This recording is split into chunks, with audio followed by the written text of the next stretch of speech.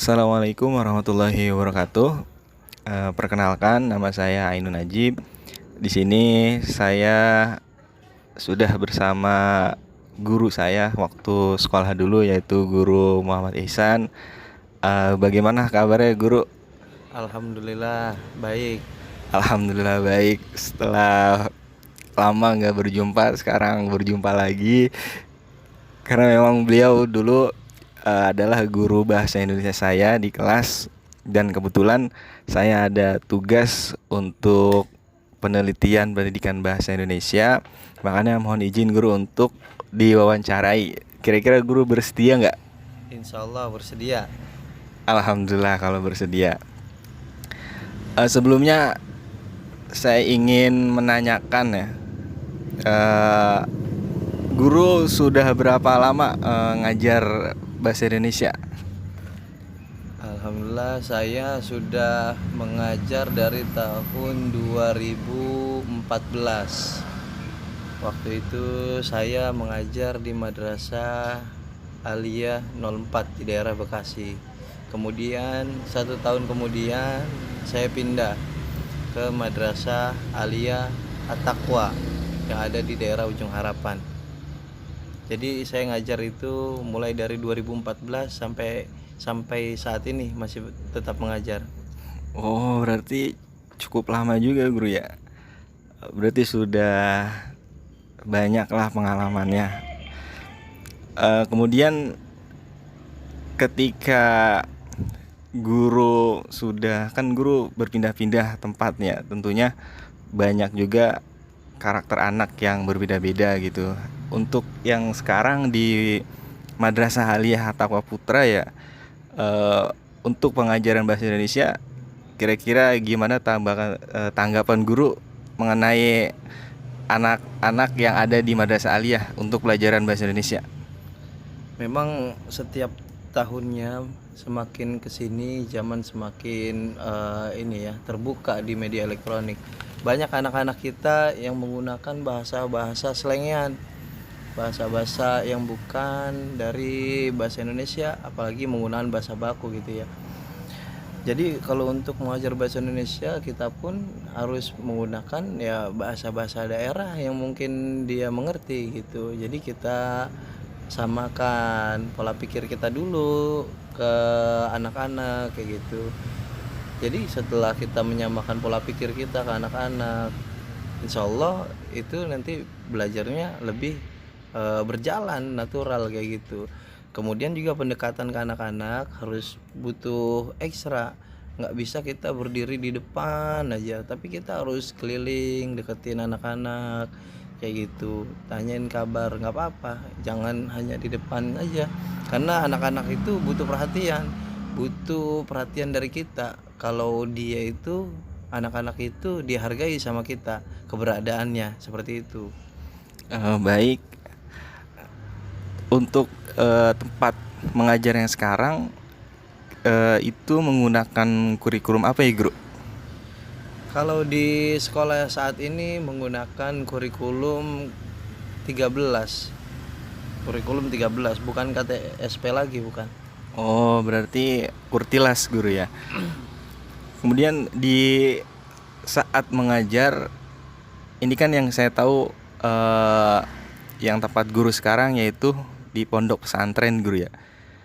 Kendala apa sih yang guru temukan gitu ketika mengajar bareng atau mengajar di tempat sekarang?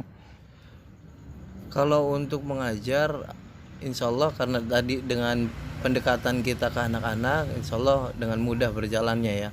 Tapi ketika ada materi-materi seperti materi puisi, materi cerpen kayak gitu, itu yang membuat kita agak kesulitan ketika kita mengajar di dalam kelas saja, karena anak-anak ketika di dalam kelas kurang yang namanya referensi gitu, kurang yang namanya imajinasi. Mungkin karena di dalam kelas referensi dan imajinasi dia terkurung. Tapi ketika saya mengajak anak-anak belajar menulis puisi, menulis cerpen, menulis karya lainnya, ketika saya ajak keluar kelas gitu, anak-anak lebih bersemangat gitu, lebih kreatif penulisannya, terus bahasa-bahasanya juga berbeda dengan apa yang dia terapkan di dalam kelas, seperti itu.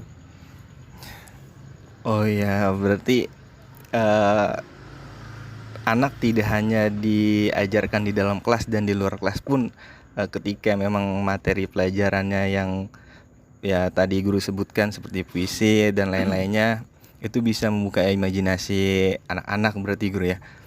Kemudian metode apa sih yang guru gunakan saat mengajar? Metode yang saya gunakan tuh banyak metodenya, kayak gitu ya.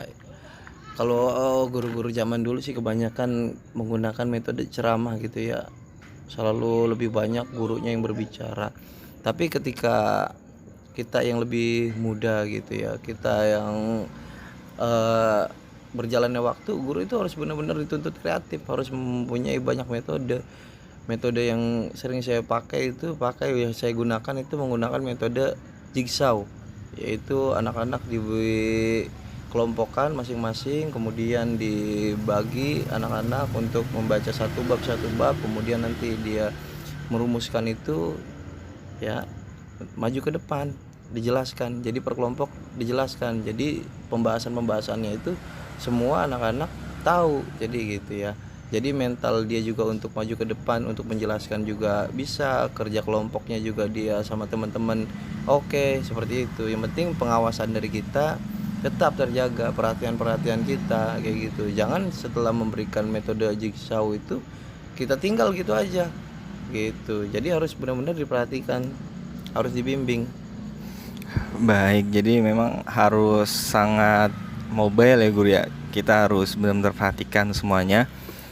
Kemudian ketika guru mengajar, guru menggunakan media apa ya guru? Kalau untuk media, saya sering membawa laptop gitu ya.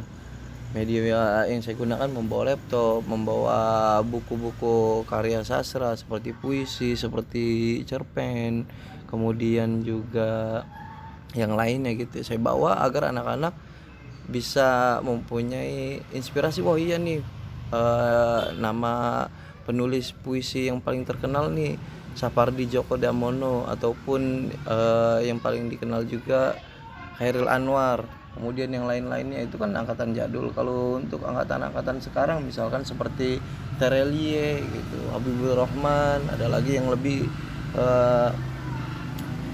ini lagi ya, yang baru lagi gitu ya, banyak gitu. Jadi kita membawa buku-buku itu sebagai inspirasi mereka kayak gitu. Baik. Dan yang sudah sering kita temukan ya guru ya, biasanya kan anak-anak ini sering meremehkan gitu pelajaran bahasa Indonesia. Biasanya wah ini mah belajar udah dari kecil. Makanya banyak kan anak-anak zaman sekarang ya, siswa-siswa zaman sekarang itu meremehkan pelajaran bahasa Indonesia. Kemudian yang tadi guru sebutkan yaitu belajar puisi guru. Ini menarik ya. Puisi itu kan butuh imajinasi guru ya.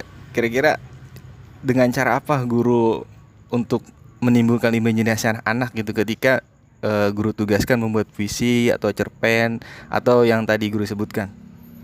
Kalau saya biasanya dengan benda-benda yang ada di kelas itu, seperti contohnya penghapus, spidol, dari benda-benda itu dirangkai agar banyak kata-kata yang ia keluarkan dari spidol maupun dari penghapus kayak gitu. Jadi dari satu kata itu coba kita imajinasikan banyak penghapus gitu ya. Penghapus untuk menghapus memang kenyataannya kayak gitu, menghapus yang ada tulisan-tulisan yang ada di papan tulis, ataupun berupa majas gitu ya, apa namanya, penghapus itu kayak gitu. Baik. Sebelumnya terima kasih guru atas waktunya. Alhamdulillah pertanyaan-pertanyaan yang tadi saya ajukan sudah dijawab semuanya. Dan mudah-mudahan guru selalu sehat. Amin. Dan juga nanti insya Allah saya juga banyak belajar dari guru. Baik, cukup sekian dari saya. Kurang lebihnya maaf. Assalamualaikum warahmatullahi wabarakatuh.